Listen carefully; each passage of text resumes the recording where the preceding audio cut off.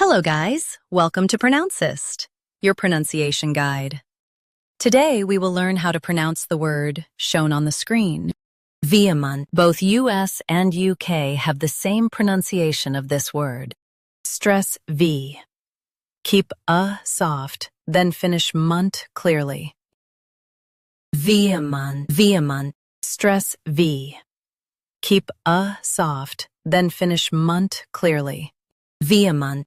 Now read the syllables shown on the screen naturally. Vehement. Stress V. Keep soft, then finish ment clearly. Vehement. Practice repeatedly and you'll soon be able to say this word perfectly. The best way to practice is to repeat the syllable multiple times.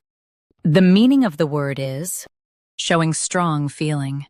Try repeating this word several times to improve your pronunciation. We post daily videos on useful and commonly mispronounced words to help you speak clearly and confidently.